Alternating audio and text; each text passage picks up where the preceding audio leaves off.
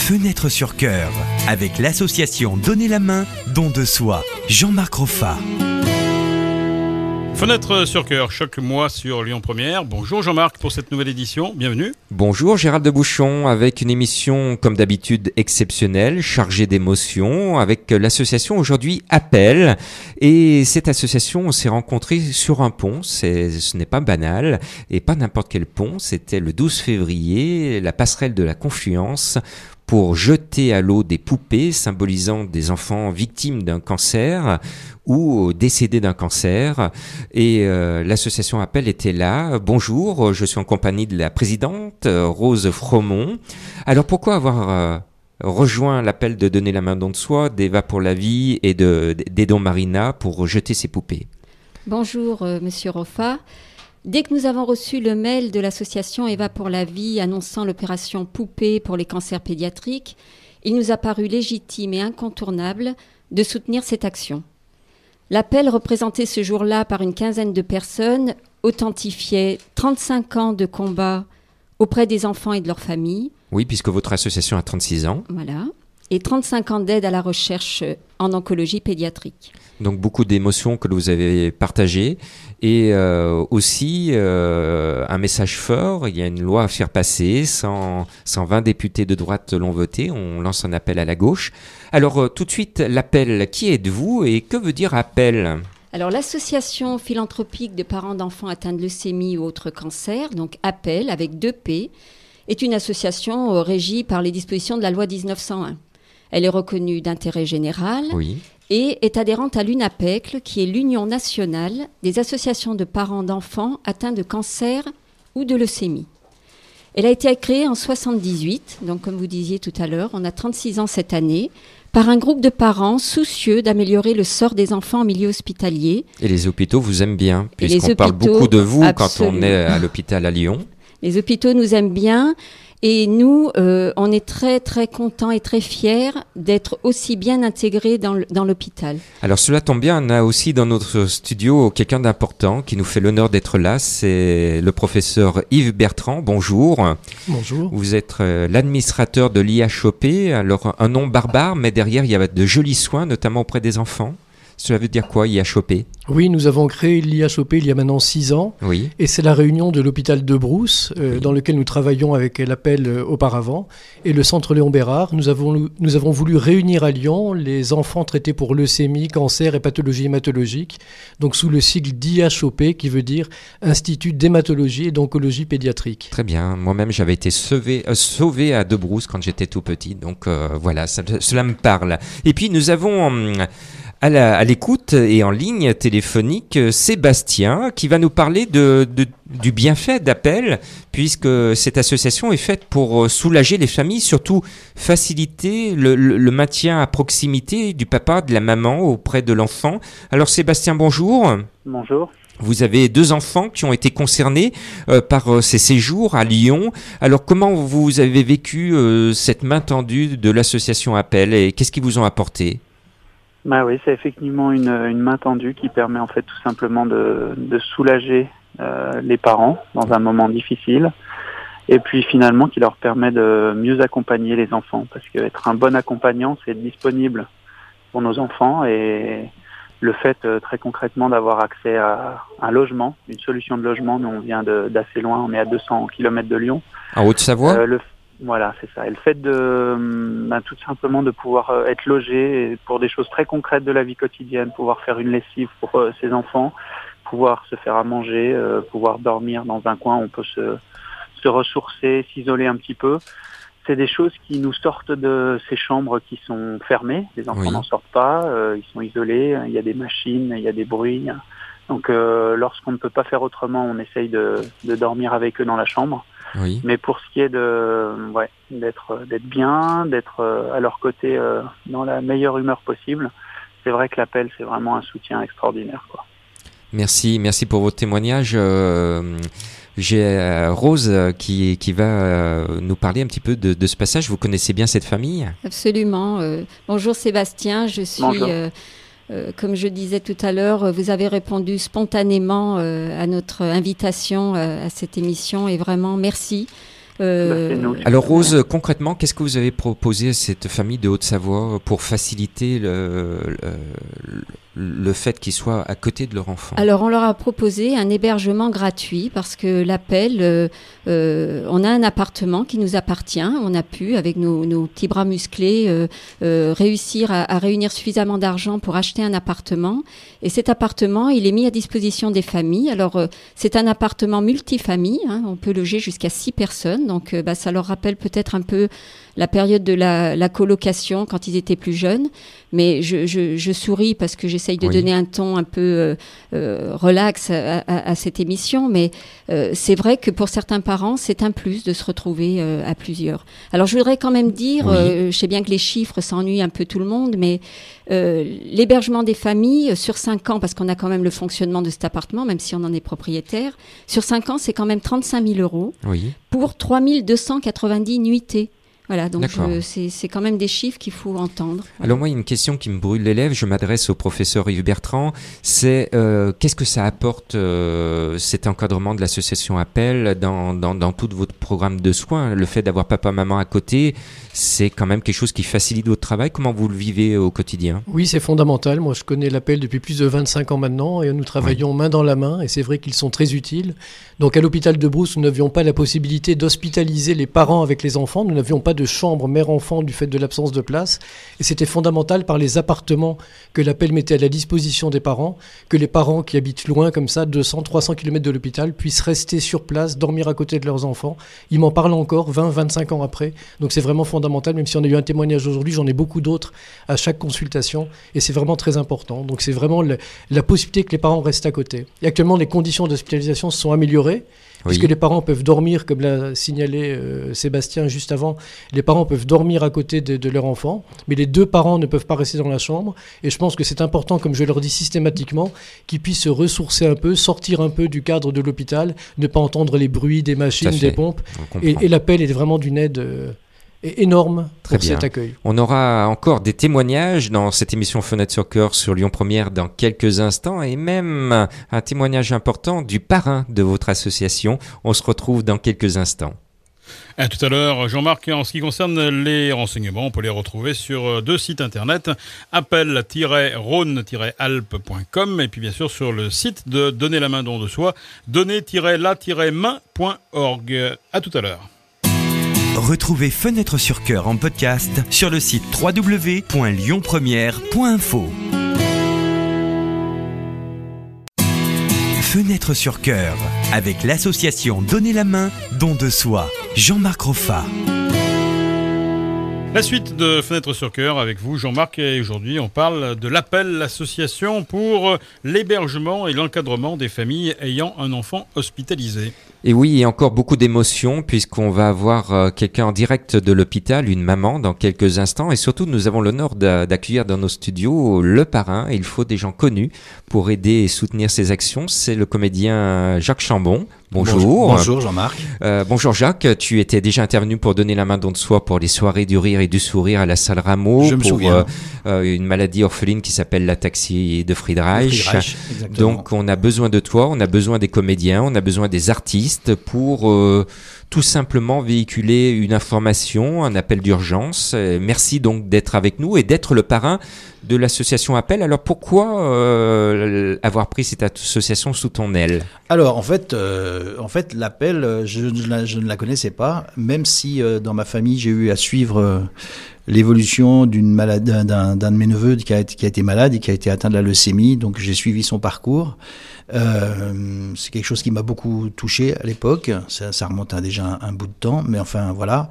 Je connaissais de Brousse pour y être allé souvent, je savais à quel point le cadre et l'aménagement du confort de vie pour les enfants malades, mais aussi pour les familles était important. Oui. Et quand Rose m'a fait signe par un ami commun, qui est notre banquier, on peut le dire, c'est le banquier de l'Appel en fait, et il m'a dit voilà, est-ce que je peux donner ton numéro à quelqu'un qui s'appelle Rose Fromont et qui s'occupe d'une association qui s'appelle l'Appel. Il m'a expliqué ça, je lui ai dit écoute, donne-lui mon numéro, je verrai bien ce qu'elle veut. Et puis voilà, puis Rose et Annie, etc.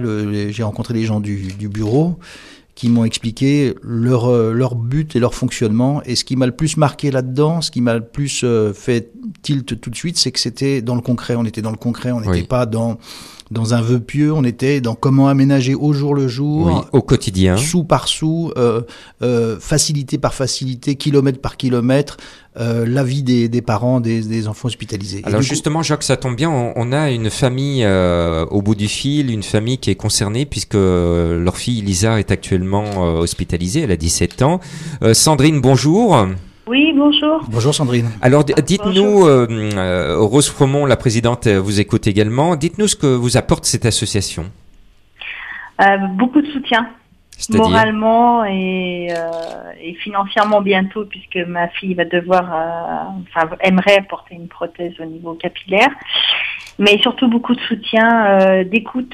Oui. Parce que c'est vrai ça nous fait vraiment du bien quand ils témoignent de leur vécu, et dans des épreuves comme ça, on a vraiment besoin de soutien et de réconfort.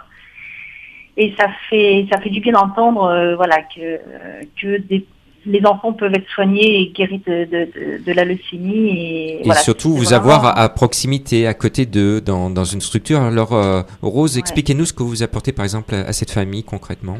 Alors, bonjour Sandrine. Bonjour. Donc à cette famille, ils sont pas hébergés, mais il y a d'autres choses que l'appel fait. Nous, notre première, notre priorité, c'est bien sûr l'amélioration du quotidien des enfants, des adolescents et des jeunes adultes. C'est vraiment ce pourquoi l'appel a été créé.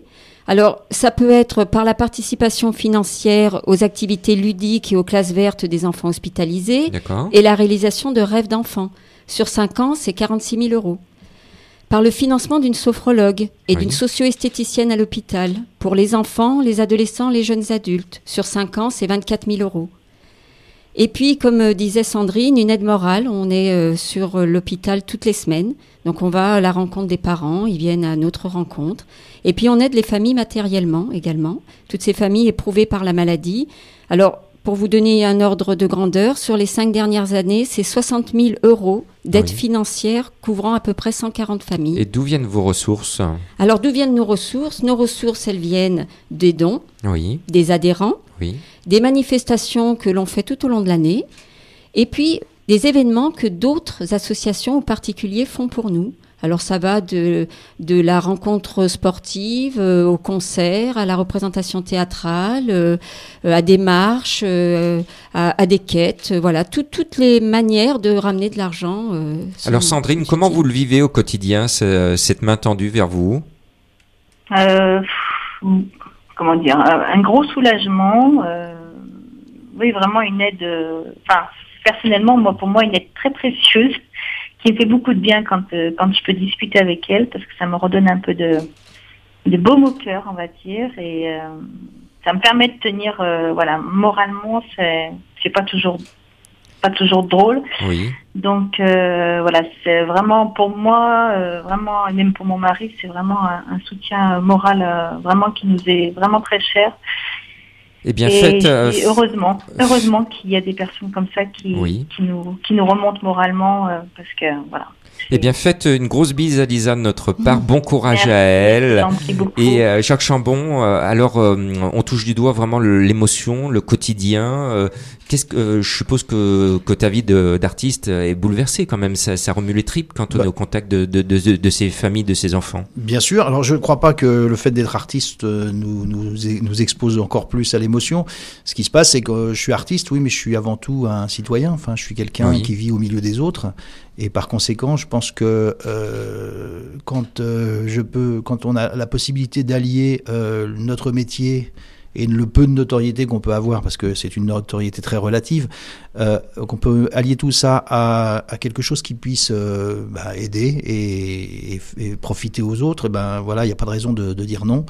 Et puis c'est un effort très très petit pour moi, c'est-à-dire que j'ai pas grand-chose à faire finalement, sinon parler de l'appel quand je peux le faire. Et c'est l'occasion aujourd'hui. Et on t'a vu sur le terrain, notamment le 12 février, pour lancer ces poupées de la passerelle de la confiance, pour dénoncer ce qui se passe dans le thème des cancers orphelins et interpeller nos députés de signer un texte de loi.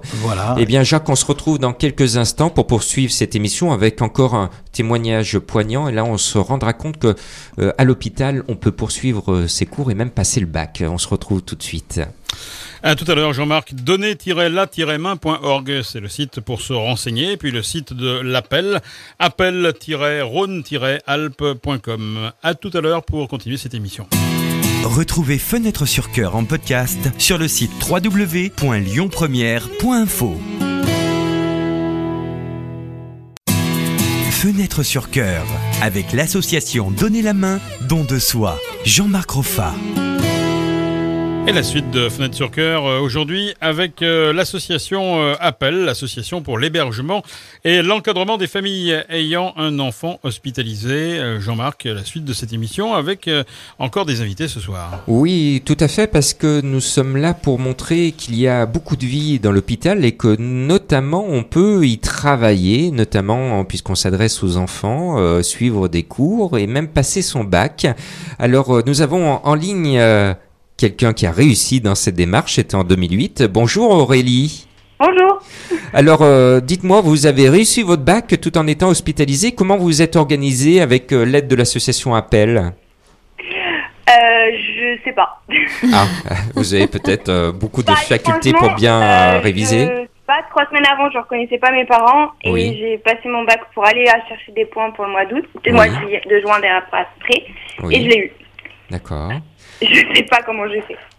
Alors expliquez-moi comment ça se passait à l'hôpital, parce que quand on lutte contre une grave maladie, qu'on est souffrant, je suppose que c'est très difficile en plus de donner de l'énergie. Non, pas du tout. Non. Alors dites-moi, comment c'est une fenêtre qui s'ouvre pour vous justement, une échappatoire. C'est un échappatoire qui permet de pas repenser à la maladie. Très bien. Et moi, à certains moments, je pouvais pas travailler. Oui. Mais quand ça allait bien, fallait souvent m'enlever les cahiers. Alors j'ai en face de moi le professeur Yves Bertrand, administrateur de l'IHOP, donc l'hôpital. Okay. Alors est-ce que c'est facile, professeur, d'étudier à l'hôpital ? Ça doit dépendre effectivement des patients, mais je pense effectivement que c'est important que tous les patients qui sont hospitalisés puissent continuer la vie comme s'ils étaient dehors, être en contact avec leur classe, avec les copains, les copines, et puissent poursuivre leurs études. Et on s'aperçoit jour après jour que les patients finalement qui ont eu des graves maladies, qui ont été longtemps hospitalisés, finalement réussissent aussi bien que les autres dans la vie, et c'est important. Alors l'appel à 36 ans, cette année, vous avez dû voir la poussée des progrès technologiques et prendre des cours maintenant avec la magie d'Internet, avec un ordinateur. Est-ce que ça a fleuri dans les services ou pas ? Oui, bien sûr. Oui, tous les enfants ont actuellement à disposition, ce qui n'était pas le cas il y a 25 ans, une télévision, un ordinateur, et peuvent être en contact aussi avec leur classe par Internet. Donc c'est sûr que tout ça, c'est des moyens qui ont permis de progresser. D'accord. Mais déjà auparavant, il y avait une scolarité plus classique, plus conventionnelle, mais qui permettait aux enfants, aux adolescents de poursuivre leurs études et de bien réussir. Il y avait un tableau noir et une craie à l'hôpital à l'époque ? Il y avait des cahiers et des crayons. D'accord, très bien. Alors Rose, vous êtes la présidente de l'association Appel. Alors comment vous encadrez justement ces enfants qui ont besoin de continuer leurs études malgré leurs combats, leurs soins en milieu hospitalier ?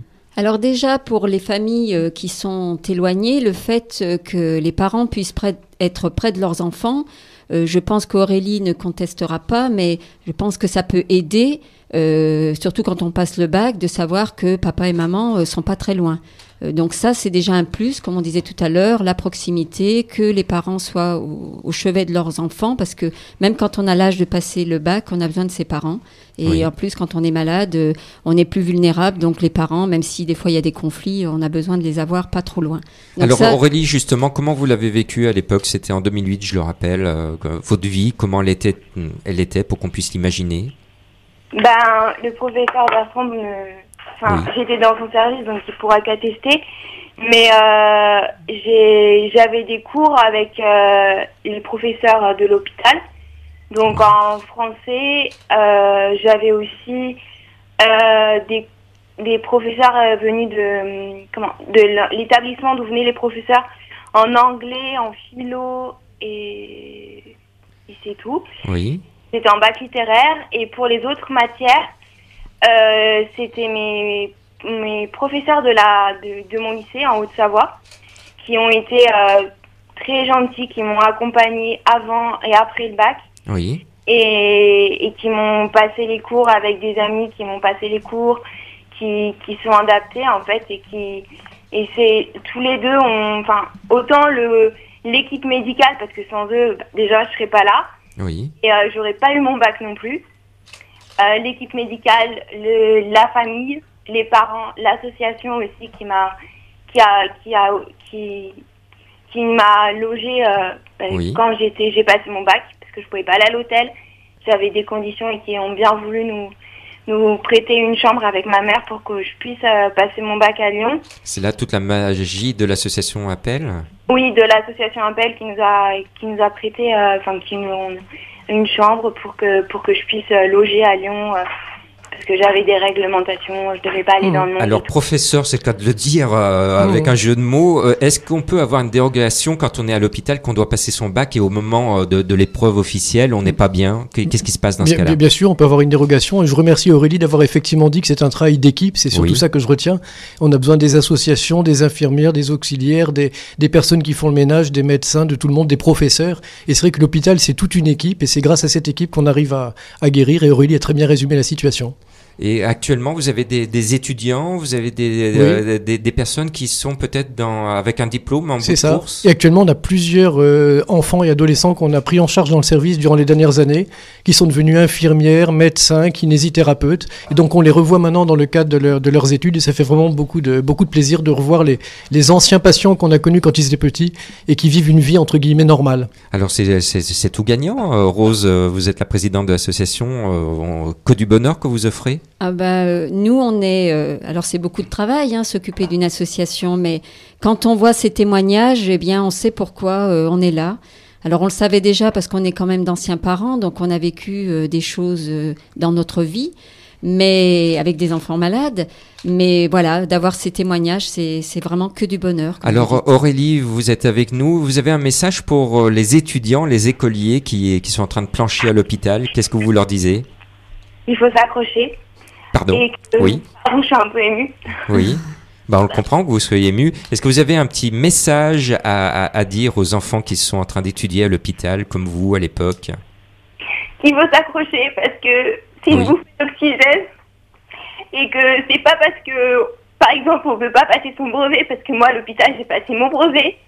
Oui. Je m'en suis sortie, j'ai repassé mon bac parce que j'ai rechuté et que ça veut rien dire parce que je vais parler un peu personnellement, mais aujourd'hui, je viens d'avoir la confirmation que je peux aller finir mes études en Espagne. Ah, voilà une bonne nouvelle. Donc, c'est que des bonnes nouvelles et que c'est qu'un mauvais moment. Et que, grâce à l'équipe de l'appel médical et de tout le monde, c'est juste un mauvais moment et il faut surtout pas lâcher parce que moi, j'ai passé mon bac en 2008, mais en 2005, j'ai passé mon brevet du collège à l'hôpital. Oui. Et parce que j'avais, lors de ma première maladie, parce que c'était une rechute. Oui. Et je me souviens c'est grâce à l'équipe de Lyon, autant de l'hôpital médical, des professeurs qui me suivaient que j'ai pu faire une seconde générale parce que ça s'était très mal passé avec mon collège, qui avait très mal organisé parce qu'ils avaient pris peur devant mon cas et ils voulaient m'envoyer en seconde professionnelle. Oui. Et grâce à l'équipe de Lyon, autant le médical, autant que l'association Appel, tout le monde vous a donné la main et c'est ce qui a créé cette énergie autour de vous. Eh bien, écoutez, Aurélie, merci, bon courage, félicitations, bonne réussite. On vous embrasse très très fort et on vous dit à bientôt. On va se retrouver dans quelques instants pour la fin de l'émission avec également un cas très médiatique actuellement, un petit bonhomme qui s'appelle Lysandre et on vous expliquera comment aider l'association Appel. Ce sera la dernière partie de cette édition de Fenêtre sur Cœur. Vous pouvez retrouver tous les renseignements concernant l'appel en allant sur appel-rhône-alpes.com. Retrouvez Fenêtre sur Cœur en podcast sur le site www.lyonpremière.info. Fenêtre sur Cœur avec l'association Donner la main, don de soi. Jean-Marc Roffa. Dernière partie de Fenêtre sur Cœur consacrée aujourd'hui à l'association Appel avec vous, Jean-Marc, et vos invités ce soir. Oui, alors depuis le début de l'émission, on a bien compris que cette association Appel tend la main auprès des familles qui en ont besoin, notamment les familles qui sont très éloignées. Il y a des solutions d'hébergement, il y a tout un encadrement. Alors, quelles sont d'une part vos ressources et surtout vos besoins? Comment on peut vous aider? Alors, d'abord, je voudrais simplement rajouter qu'on aide aussi la recherche, parce que ça, c'est important de le dire. On aide la recherche clinique, c'est pas la recherche fondamentale, et on a versé dans les 5 dernières années 50 000 € à la recherche, parce que les cancers pédiatriques sont très peu financés par les firmes pharmaceutiques. Donc voilà, donc c'est important de le dire. Alors, nos besoins, bien sûr, c'est de l'argent. Quand on annonce les chiffres, vous avez besoin de parrain. Jacques Chambon, comédien, est là avec nous en studio. Déjà, Jacques fait une représentation toutes les années au profit de l'Appel à la salle Rameau. Ça sera le 30 novembre cette année, on peut le dire. Non, le 16. Le 16 ou le 30 ? Le 16 novembre ? Je sais plus. Dimanche 30 novembre. Oh, mais on aura le temps d'en reparler. Oui, on aura le temps, parce que là, oui, en tout cas, c'est en novembre. Oui, c'est en novembre. Et c'est un dimanche. Et c'est un dimanche. Et c'est un dimanche après-midi, voilà. Donc déjà, Jacques, il nous aide beaucoup, parce que c'est quand même une belle rentrée d'argent.